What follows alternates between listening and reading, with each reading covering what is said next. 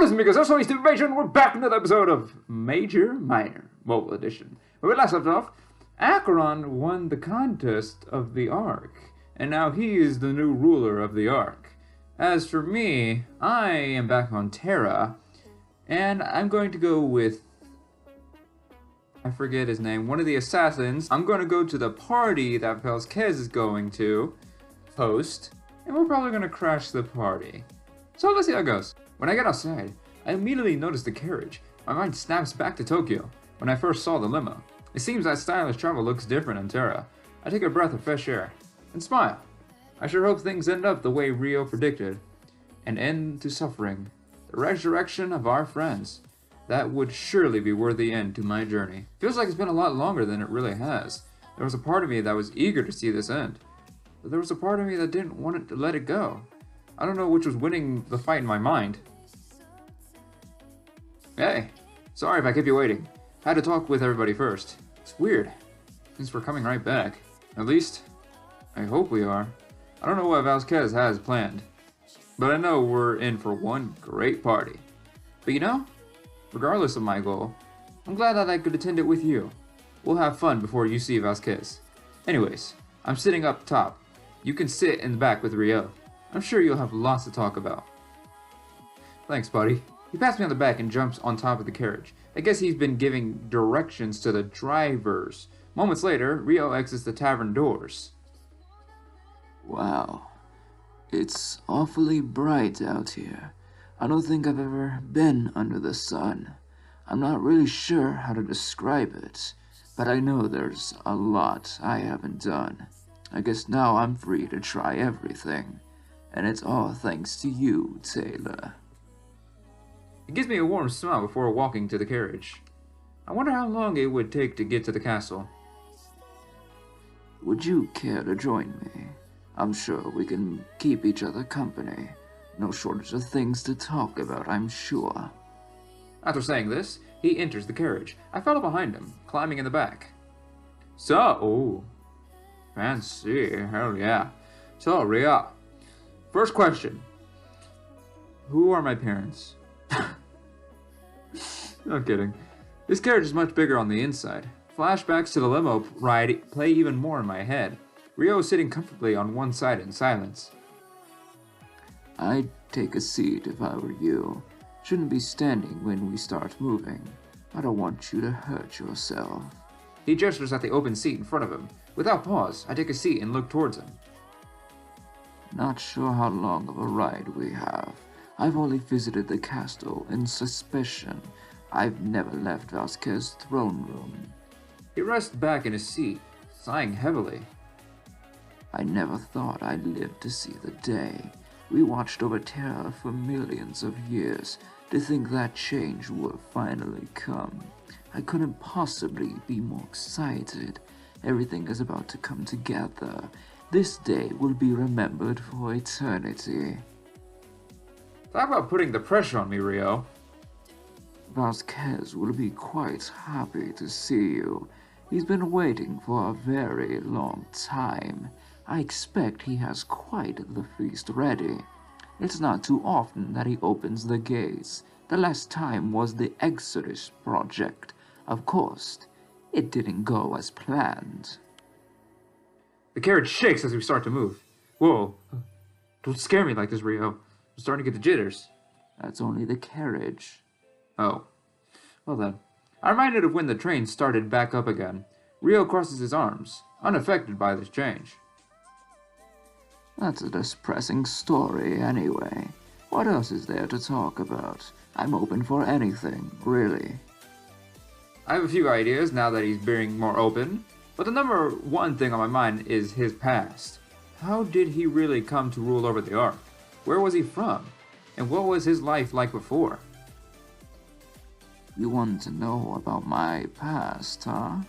You really are something else. Always taking an interest in others. Your bond with Rio was strong enough. Hey! That's pretty cool. I didn't know we can have a strong bond with Rio as well. Wait, does that mean we can have a strong bond with the assassin, which I forget his name? Oh, maybe. I suppose I could tell you a little bit. My memory is a little hazy, though, so I'll just start with what I remember. I was created by Vasquez a long time ago, likely as a failsafe against Nami and Nagi. I'm positive that he thought this through. I mean, how could I harness the power? It's likely that I'm a living weapon, able to tap into it like their blades. They didn't know about me, or expect me, so they carelessly unleashed your power. They thought they had won so easily. Using your power, I sent you back, but this is where things get confusing.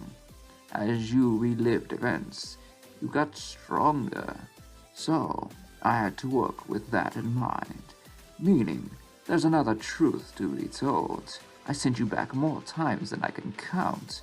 Every time I did, your power grew. Unfortunately, many suffered repeatedly. Your journey hasn't exactly been easy, but you've been through so many cycles, made so many choices, met so many people. It was nice to watch you change it up. Is that like saying that this game has multiple choices and multiple endings and stuff like that? Is that where it's going? If so, don't break the fourth wall. Don't. Every time a game does that, it just hurts my brain even more. Every cycle had a potential to be different, but some aspects were set in stone, mainly the fact that people died. But these experiences made you stronger.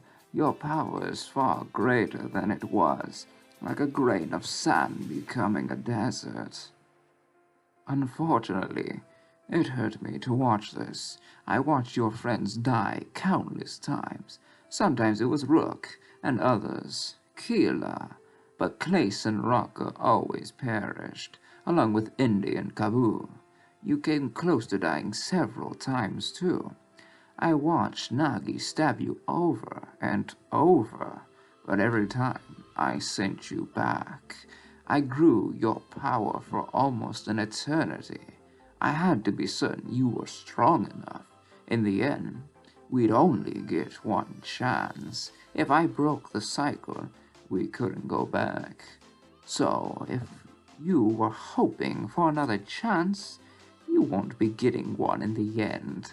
It's over if your power isn't strong enough. So all this was based on your judgment. So if we lose, it's your fault. Good thing I know who to blame if we lose.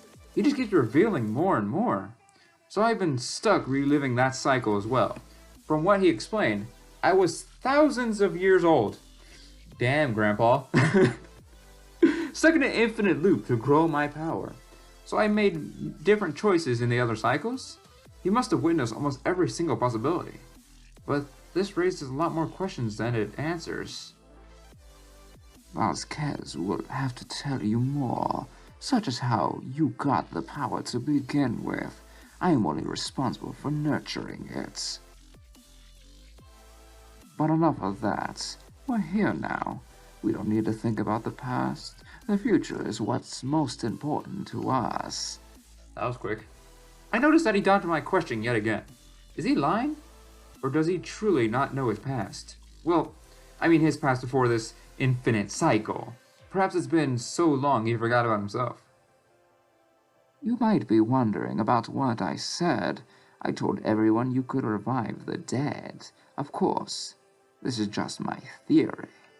I've witnessed so much death and rebirth, and I've only received a portion of your power. I know that you can bring about change.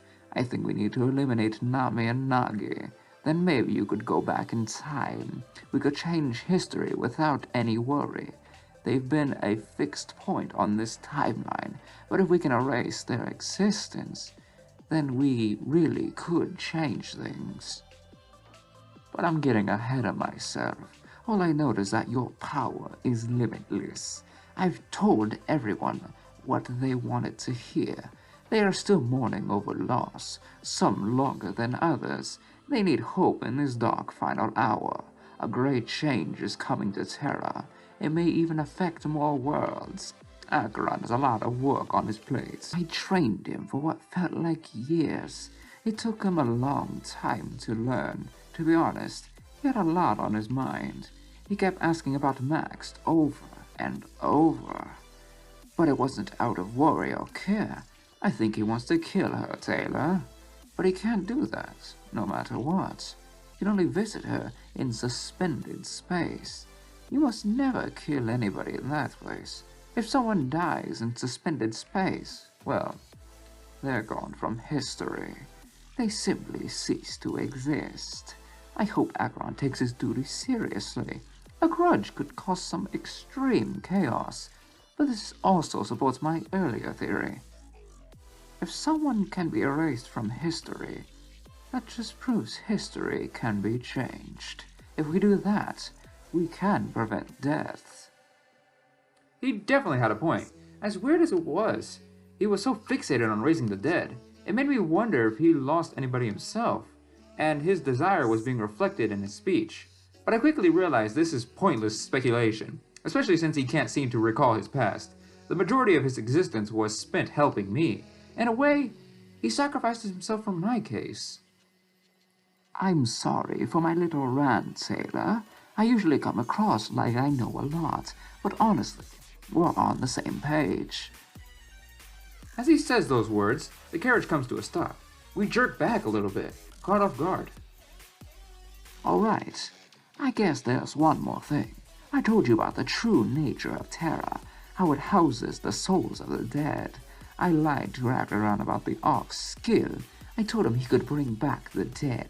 But let's not make a big deal out of this. I told Acheron the truth as well. The salvation of Terra rests with you. You may be the one to bring back the dead. He was fine with this information, so there's no bad blood between anybody. Everything is finally out in the open. Without any explanation, he simply leaves the carriage. I jump out to follow, but I don't think I'm fast enough. Asshole! I look in every direction once I exit the carriage, but for the life of me, I can't see Rio anywhere. Perhaps he just ran up to the castle on his own. Did he do the Naruto run? The one where you put your hands behind your back and just start running crazy? If so, Godspeed. Arceus speed, Rio. Arceus speed. Perhaps he just ran off to the castle on his own. He'd get to meet Vasquez for the first time, too. Conrad, that's your name. So I forgot. Hey there, Taylor. It's a pretty sight, wouldn't you say? I see it all the time. I still love it. He gestures broadly towards the castle with a smile. Then a moment later, he jumps down from the carriage. What do you say? Are you ready? We'll have to do our best to blend in. We don't get to skip the line or anything. I nod and look up towards the castle. It's true. It definitely was a sight to behold, like something you'd see in the history books. But this time, I would be part of that history. Hell yeah. I can already see quite the lineup too. We should get going so we aren't late. I'd hate to miss the king's big speech. He starts power walking towards the castle gates. I have no choice but to follow, so I run after him. After everything that's happened, I was finally here. But we wouldn't get in without a wait. We stood in a line of almost hundreds of people. It seemed like everybody on Terra was here. There were way more people than I saw back in Really. With every moment, we get a little closer. I noticed a couple guards standing at the gates. They're guarding someone who's greeting guests. Wait, is that Laito? I've always wanted to meet that guy. Great, another voice. Another voice, yay. He's a legend around here, you know? It seems like Conrad is genuinely excited to meet him. In fact, I don't think I've seen him like this before. He must be a fan, or something of the sort. Ask him for some information to pass the time. He has this way of reading you. He can predict your future or something. I heard that he's scarily accurate. I just never expected to see him here. Hey, Taylor, get out some money. I'd love to have him read our futures. What money would I pay him with exactly? I don't even know what currency is on Terra. Oh, that's unfortunate. I don't have any money either. Vasquez is supposed to pay me. That bitch. He crosses his arms, and we continue chattering together. After we pass some more time, we arrived at the gates. Sure enough, we're greeted by this Laito. Good evening, citizens! Welcome to the castle! Vasquez welcomes everybody to his home! Today, we learn about the future of Terra. That sounds pretty awesome, Laito. I'm Conrad, And this is Taylor. You might have heard about my friend. Oh, so this is the Taylor. Yes, Vasquez told me about him personally. No specifics, just that he's important. But that doesn't place you above the rest. I'm here to do my readings of the future. Everyone needs to know what awaits them. Vasquez has promised a brand new start. So today, the readings are on him. Everyone is sharing their stories inside. We're looking towards a brighter future. He will be revealing the future of Terra. But I will get a little more personal. We'll find out what awaits you too. I love this guy's voice already. He's a magician, but I'm making sound like he's selling something. He kind of reminds me of the newscaster. I don't remember his name, but he kind of reminds me of that. It seems like I'm doing the same voice, but I don't care. This is so cool. I can't wait to hear. I've always wanted to get a reading done. I'm really glad that we don't have to pay. It seems like today, everything is free. Vasquez will no longer hold anything back. So who'll get their reading done first? Me! Me, please! Conrad leaps forward and offers Lido his hand. So, this involves him grabbing your hand? It's almost like Conrad knew exactly what to do.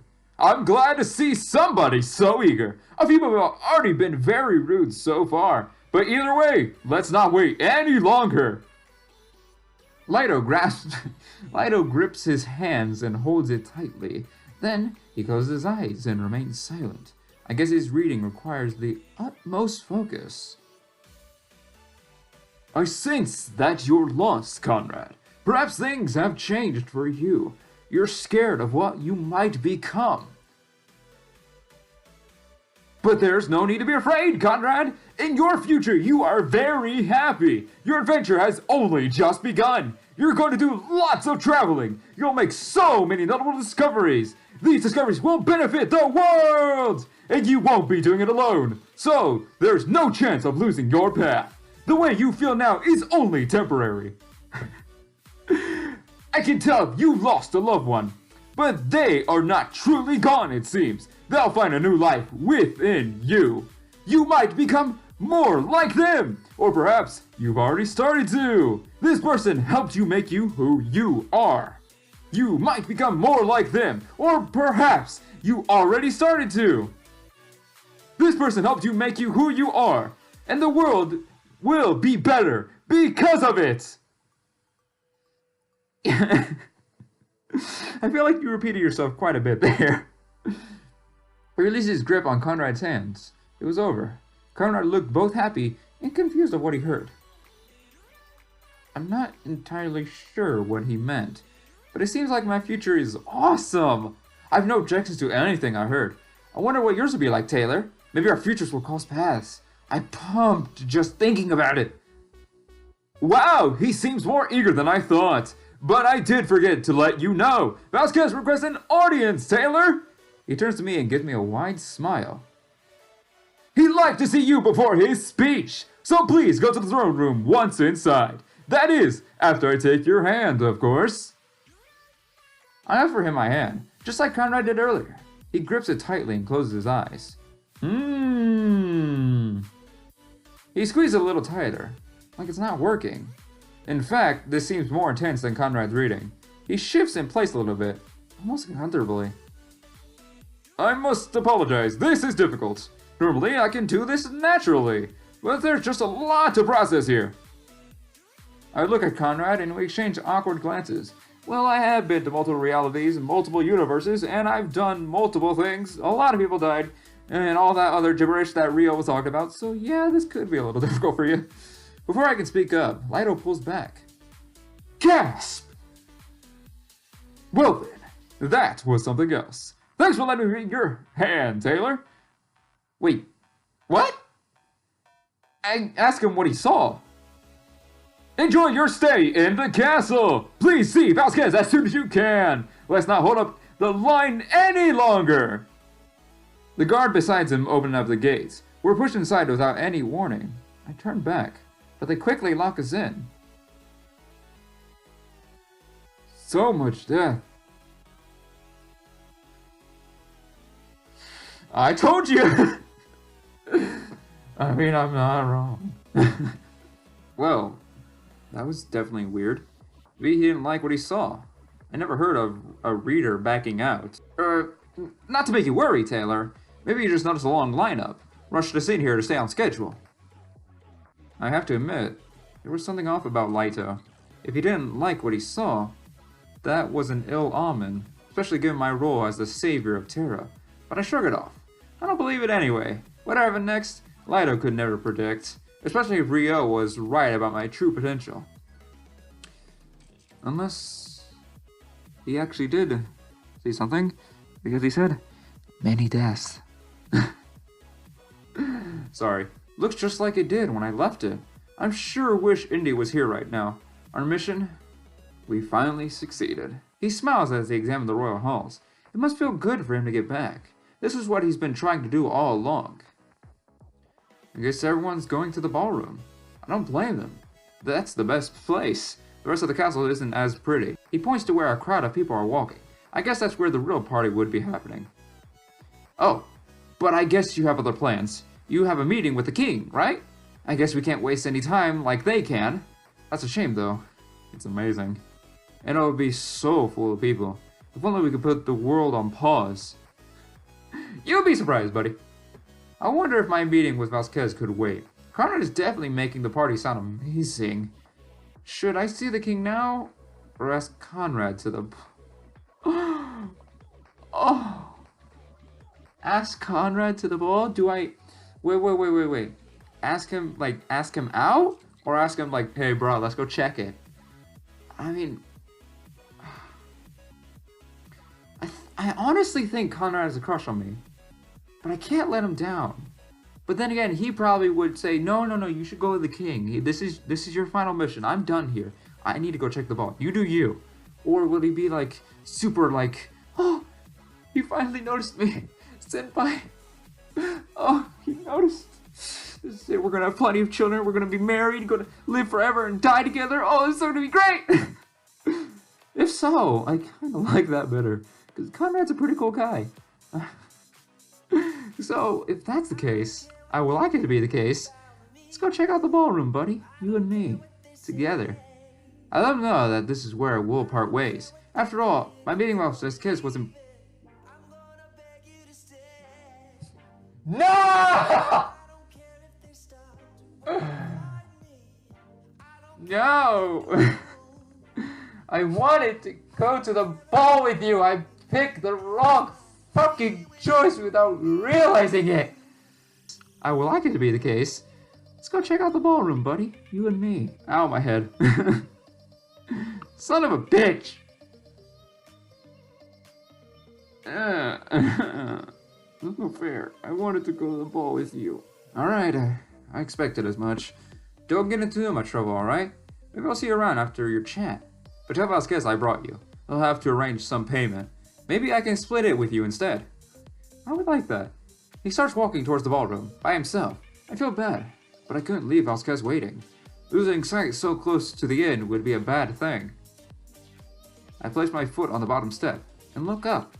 It was happening. I'd finally meet the king. Everything I've done, it's led up to this moment. I ascend the stairs, my mind hard at work. I imagined a million different scenarios in my head, but soon enough, I'd know the truth about everything.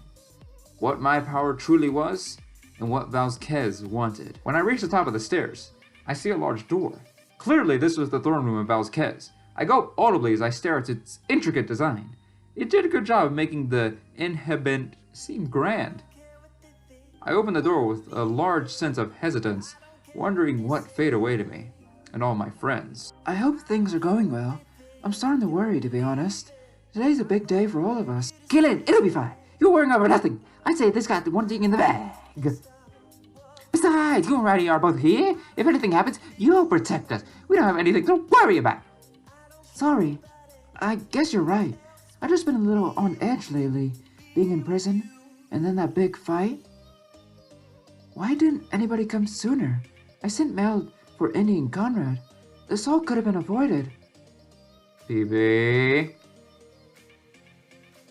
There's no point in worrying over the past. Remember, the future is what's important, especially with what Taylor is doing. I really believe in him, you know? He hasn't been gone for that long, but I can already start to feel change. I'll believe it when I see it, BB. And sorry, but I need to be excused. Some time alone would be great right now. Whoa, what's gotten into him? Oh well, I'm sure he'll be fine. Is everything okay, BB? Caitlin looked a little bit upset. I'm sure everything will be fine, but I feel like we did more harm than good, especially with what we did for Riley. Well, he got what he deserved in the end.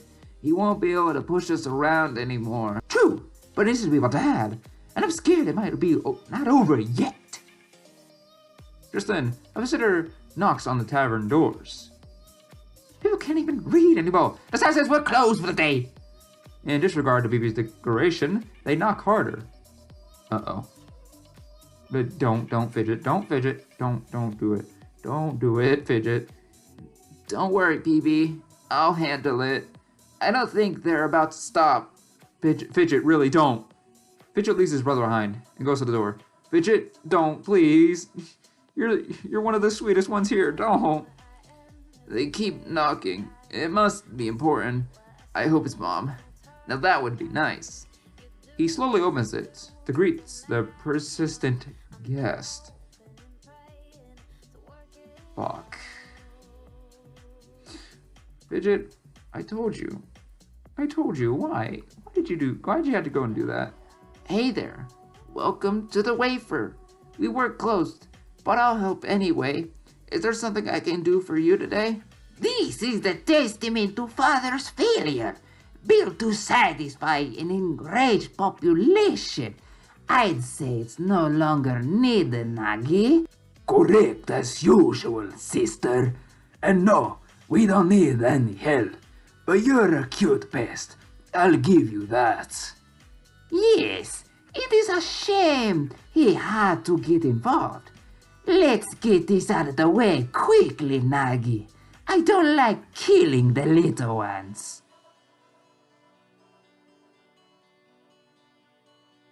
Chapter 10. The Future We Create. This is the final chapter. This experience is surreal. I don't know how to feel. After everything I've been through, I'm finally here. A whirlwind of emotions overtakes me, and I panic. There are two thrones in this room, side by side. One is beautifully white, and the other is dark black. I wonder, which one does Vasquez rule Terra from? I scan the room and take in my surroundings. There's a part of me that finds this room familiar. Of course, I accept it as an impossibility. There's no way I'd ever been here before. I'm not sure where Vasquez is, and this concerns me. But as if not to startle, the door behind me slams shut. I quickly turn around and see a man clad in royal gear. It's finally happening. This is Vasquez. After all this time, you're finally here. I started to think you might not make it. Please, offer me your hand, sailor. He puts forth his hand. He looks at me expectantly. It's not in my nature to leave a king waiting like this. I quickly put my hand forward and introduce myself. He has a firm grip, and Abby leads the interaction. I know exactly who you are. There's no need for introductions today. If I'm not mistaken, you know me as well. He releases the grip on my hand and walks away, moving towards the thrones. I promptly follow suit. However, he doesn't stand. He stands between them. I was told you met Nami and Nagi earlier. That must have been unfortunate. Errant children often cause headaches. He rests one hand on each of the thrones, and sighs. Errant children? What did he mean by that? I get the feeling I'm not in for a short discussion. Honestly, I'm not sure where to start. I've envisioned this day for a long time. But now that we're here, I'm at a loss. I'm sure you know the truth about Terra, a reservoir for the souls of the undead, my own personal heaven, or hell. Things are a little more complex, however, and I'm sure you have lots of questions, but permit me to speak before you inquire. You deserve to know the truth of things, so I will be nothing less than transparent. Please sit tight and listen to my tale. Why am I making him sound like Bane now? I don't know. The people know I'm not from Terra, but they don't know my true origin, nor the reason I've lived in eternity. I've come from a large federation of worlds, a galactic community, living in harmony, of course. This was millions of years ago. I can no longer be certain of their status. Terra does not exist in the same place, so I've been out of contact for a long time. Earth as well cannot reach out. We are in our own reality plane. Billions of these closed-off spaces exist. They are given complete autonomy. You could even say they get stranded, unable to return to the Federation. When I left it behind, it was hurting. We were in need of new sources of energy, so they took to the brightest minds. They gave these visionaries world stones, the technology to create these planes, and the ability to shape their own reality. It was their job to found a utopia and to create a new source of energy, something that could help us stay afloat. And if they did make a new source of energy, they'd use it to break out of their plane. They'd present this power to the Federation. But the power required would be vast. Breaking free would be a sign of success. Otherwise, they'd be stranded forever. Though, that wasn't really a bad thing. That was the secret nature of this project. If the Federation died, we would live. Their catastrophe would not reach us inside, and we would only break out if we succeeded. It was a failsafe in both directions.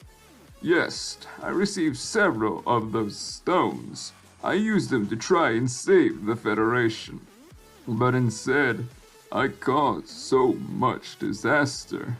The first thing I did was create Terra, a place for me to hide if things failed. My very own utopia, away from harm. Then, I had to create another world, a world where I'd conduct this experiment. After all, I was a Federation scientist, but I thought outside of the box. If I created it, I knew it'd fail. I was uncertain and afraid. Our deepest feelings into our creations. I couldn't paint this canvas without doubt. If I did, it would quickly meet its end. So I created a sort of bridge, a place between worlds, connecting them, somewhere to experiment and watch from afar. A celestial observatory deck, you could say.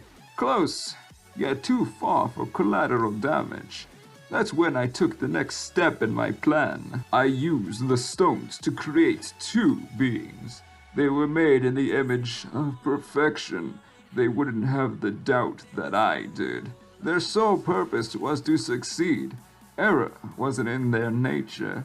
They'd surely carry out my goal. Yes, I created Nami and Nagi. I created Terra, and the Ark as well, all using the power from these world stones. After that, I fixed the stones to a spear, and I gave my creations a special gift, the ability to create a perfect world. And that's where Earth came from. They made what would become Earth. Standing on the bridge, they used the spear. They fulfilled the duty I created for them. But I've learned perfection is fleeting. or at least sabotaged by our own curiosity. They wanted to know more about themselves. This desire for knowledge hurt the earth. They started to neglect their duties. I had no choice. I had to open up to them. But they were not accepting of the truth. We were all thralls of the Federation. They'd said they'd rather not exist. I felt guilty for creating them. They only lived to serve the Federation, but instead of guilt, they felt anger. I couldn't stand up to them.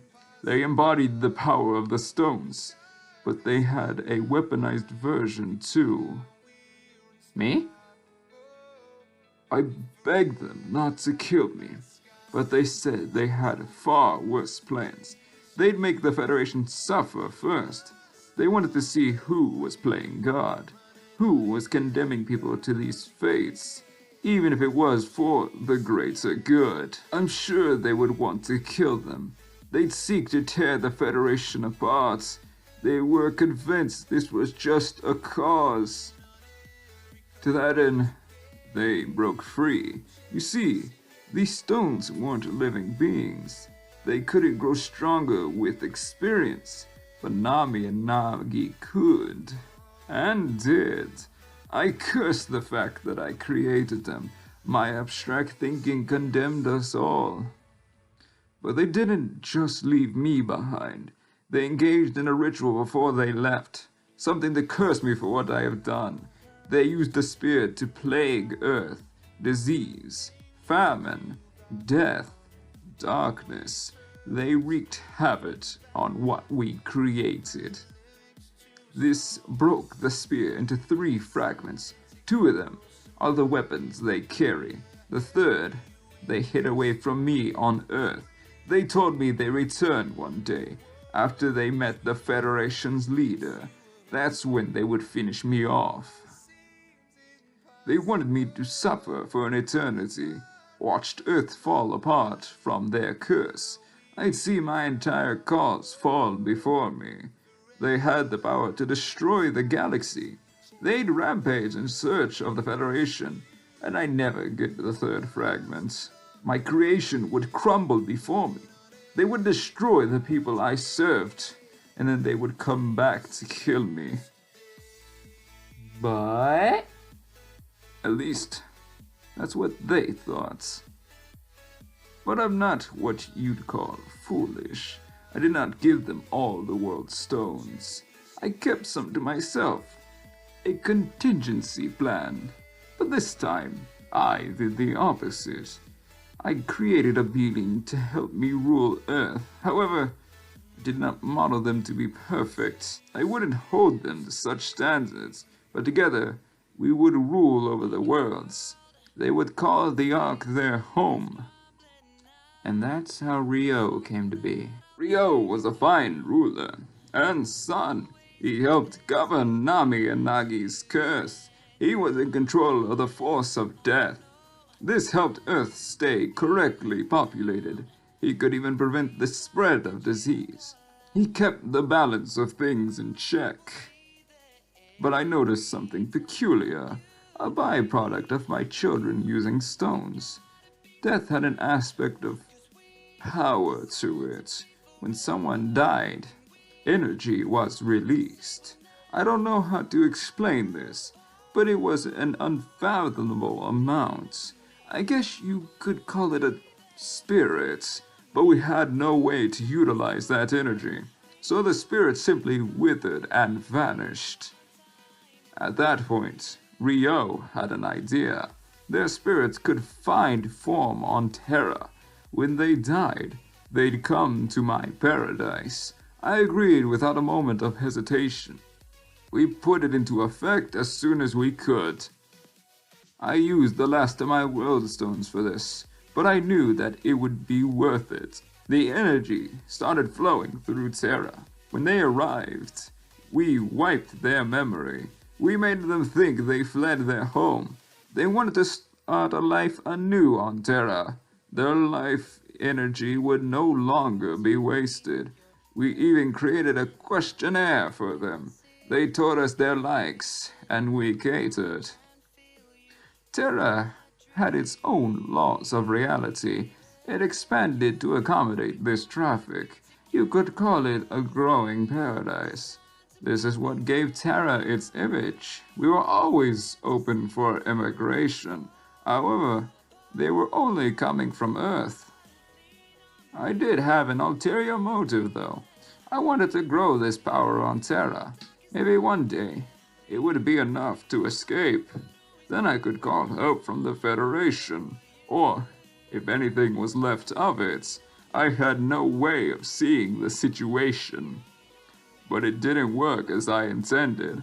The power was far too diluted. I needed a way to concentrate it. However, I had other things to worry about. This traffic was starting to corrupt Terra. Nami and Nagi's curse was quickly spreading. The more people died, the worse it got. It even corrupted Wio into what he is now. Warped his powers, gave him more abilities. Terra got the brunt of it though. Disease, famine, death, it all came here. And no longer was the world expanding. It turned my paradise into a living hell. We became overpopulated very quickly.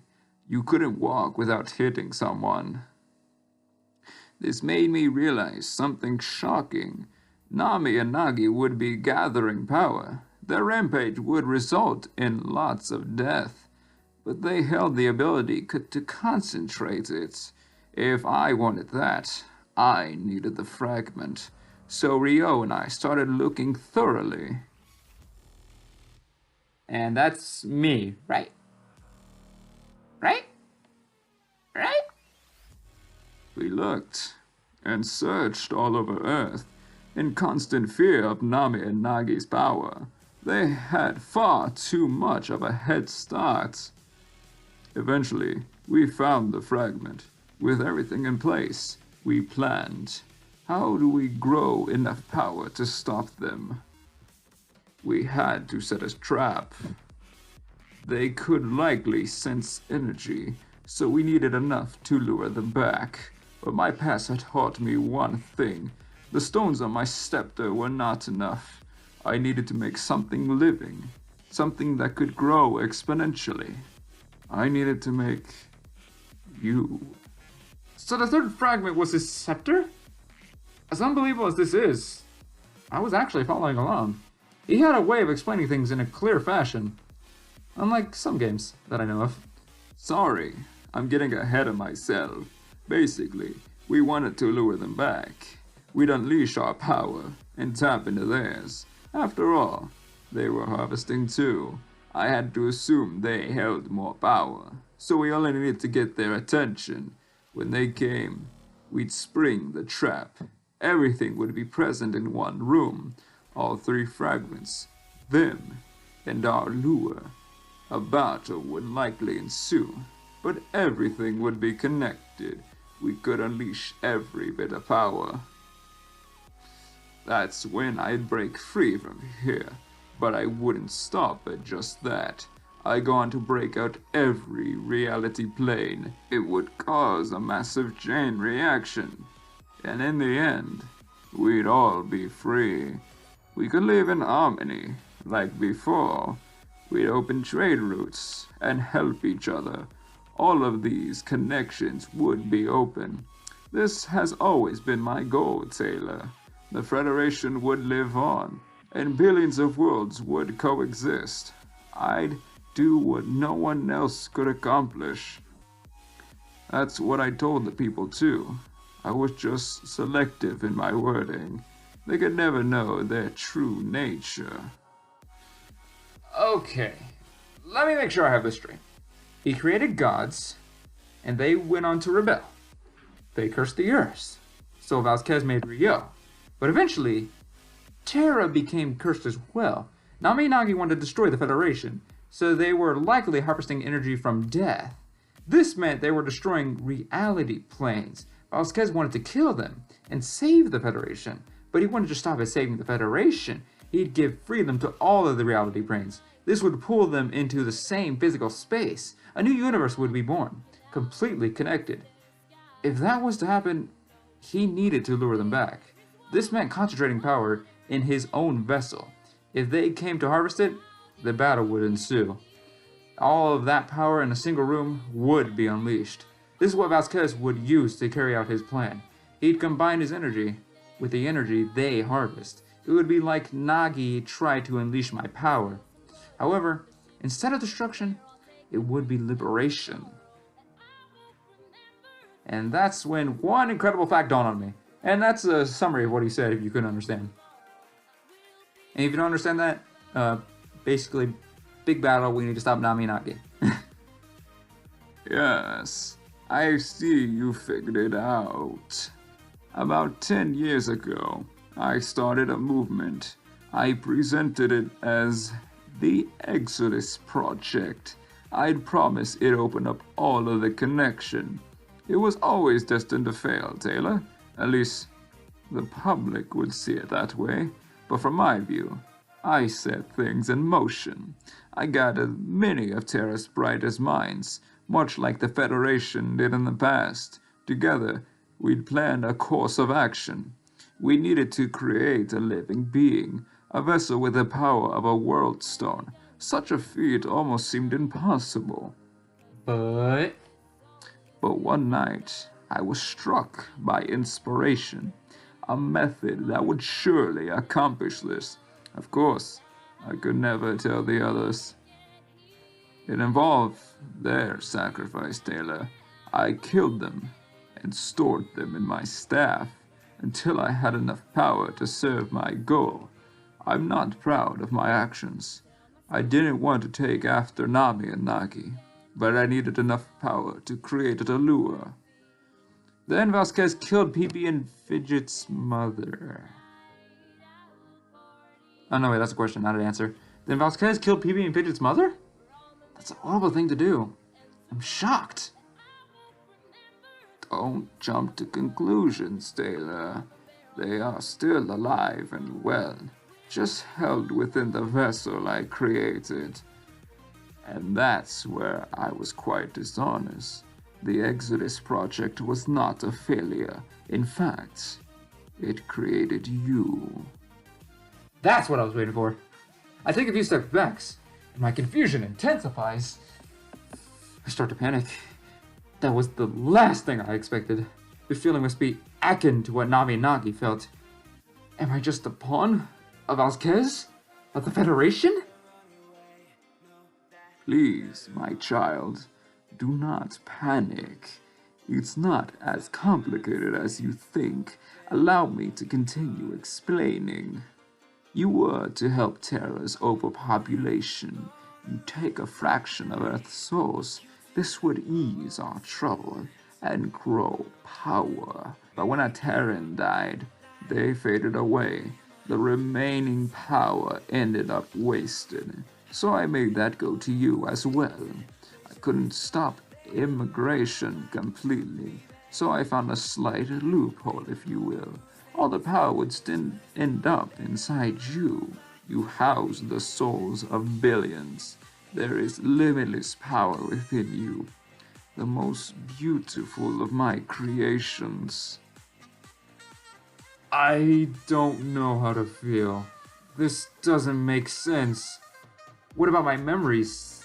And my name? Now the big question I asked in the very beginning. You remember this question? So, Rhea. First question. Who are my parents? Now that makes more sense, doesn't it? I never would have guessed this either. But hey, it actually makes sense. I know this must be a shocking revelation, but all of these souls fight for dominance. You may inherit their memories or ideals. Your true name is not Taylor Area. One of the lost souls gave you this moniker. Someone strong enough to influence you and control you they did for a while now. But the other souls still fought this. You might have noticed some inner conflict. Maybe you said something you didn't mean, or your thoughts seemed unlike you. If not, then I consider yourself lucky. You have a sort of omnipotence. You can see events happening away from you, much like Rio has his special sight, but you do not retain this information. Only the souls that witness it do. It's weird, knowing and not knowing. That would be the source of any doubt. Memories conflicting with Taylor's soul. It would definitely make you seem ignorant. But you are nothing of the source, my child, and you won't hold these souls forever. You'll have freedom when the battle is over. You'll be able to retain your physical form, but you'll hold on to the strongest soul. You'll truly become Taylor. That is, if there is enough power. We must hope you are strong enough, and that Nabi and Nagi have enough as well. I don't think I've ever been more confused. So, I was of billionth of souls, and Taylor was the name of the strongest soul within? I didn't like this. My name is Jeff. But I could gain my independence, and explain how I met with the people who have died. They must have been stored in me. As the vessel, there had to have been a way to release them, or revive them. That's billions. Do you think there's enough space for them? I notice he doesn't mention Rio or his plan. Was he keeping that secret? Even from Vasquez? If that's the case, I feel good about my odds. Rio had been growing this power for an eternity. But Rio told me he doesn't know what my power was. It's odd that sending souls to Terra was his idea. It wasn't a hard connection to make, if you knew. They were both aware of the energy death created. It could be another lie. Or maybe he forgot. He'd been living the same cycle over and over. His only objective was to grow this power within me. I feel unworthy of such devotion, even from Rio. But yes, that's the story. Now you know the entire truth.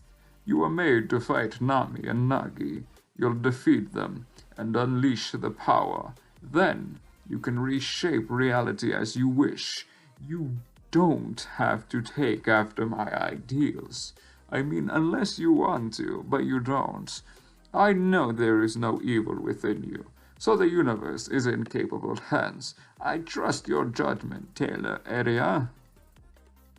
Just then, the throne room doors kicked open. I didn't even get a chance to process all of this, but at that moment, I'd realized he'd never get to. Nami strolls down the red carpet towards us. What a beautiful story, Father! Obviously worked in your favor. Don't listen to him, Taylor. Nami, it is not yet time. I'm speaking with my child. We have much to discuss. So, the Exodus project you made, huh? I knew there was something about you, but I wasn't able to make the connection. Father mentioned the project succeeded, but I didn't know you were its creation. A living vessel, just like Nagi and I. You can't be the only one, though. We should have won that ballroom. Someone tapped into the flow of the power. Father, you're a horrible man. You went on to create more slaves. Why didn't you learn your lesson? I did, Nami. I truly did. That is why Taylor and Rio won't fail. I've placed all of my hope on them. So the other one is called Rio. Another name to add to my list. None have been able to escape my wrath. Father, you're a foolish man. I can't believe Taylor would trust you. You only create others for your own gain. Nami looks at me, displaying signs of sadness. She lowers her sword, as if to show a lack of hostility. Father is a pawn, creating more pawns. He doesn't love his creations. If they rebel, he wants to kill them. I'm sure he is planning our demise. and it's likely he wants to use you. But that's all he ever does, use people. All of Earth and all of Terra, it's full of pawns to achieve his goal. Renewed sustenance for the Federation. Nobody here exists beyond that purpose, and that is the harsh truth of things.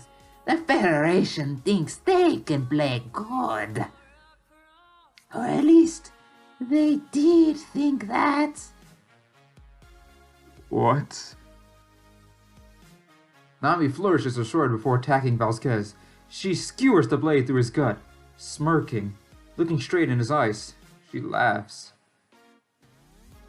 Your Federation is no more, Father. Destroying it was almost too easy. Our sights have been set much higher now. But I've waited so long for this. The chance to destroy your dreams.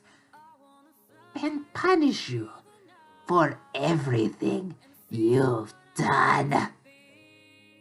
Blood drops to the floor, and I look on in shock. I want to do something, but I can't come between them. I'm paralyzed in fear as I watch Nami kill Vasquez. Nami, please. We had such a hopeful existence. We had the potential to do anything. But in the end, we're slaves. I believe in a life of limitless purpose, not a life planned out by a creator. You can't tie me down with strings. Father, we lost all hope when you told us the truth, and now I will do the same to you. Your Federation is gone, completely erased. You've waited millions of years, and it was all for nothing. No hope exists. You can't stop us. Vasquez trembles, losing a severe amount of blood. There is distance between them, as the blade is so long. No, Nami, you're wrong. Hope will always exist within us, even when it seems there is none. It is up to us to chase after it. Instead of that, you gave up. Only those who persevere will survive. He grabs the blade and pushes it deeper inside. Ooh. This is it. It causes him more pain, but closes the distance. He takes steps as he does this, moving towards Nami. Father. You lashed out, instead of looking for hope. I am not to blame you for your tantrum, but there's one thing I know for sure. He impales himself further, taking more steps forward. A trail of blood spills behind him, and he gets weaker. You think you destroy the Federation, but it is based on the idea of unity, and Nami, an idea can never die. He finally closes enough to take action. He grips the scepter and drives it through her chest. She grunts in pain, twisting the blade within him. Vasquez coughs up blood and turns to look at me. I knew this was over. He wasn't coming back. Taylor, the rest is up to you. Shape reality as you see fit. Do what I'd always knew you could. Nami turns the gear on her blade, crying in pain. The room fills with a flash of white light, but I can see the look on their faces. Sorrow, like a father and daughter regretting lost time. Are they both dead? And when it subsides, they're both gone. The only thing remaining is Nami's sword on the ground. I walk towards it slowly, with a sense of anxiety. Did all of their energy merge into this blade? That's pretty cool, actually. I mean, I'm sorry, Vasquez, that you're dead, but it's actually pretty cool. I kneel down and pick it up with intense hesitation. If that was the case, its power was incredible. The power of Nami, the scepter, and myself. If anything could stop Nagi, it was this. And me. But when I pick it up, I hear clapping behind me. Oh boy. I turn to see Nagi standing by the throne room doors.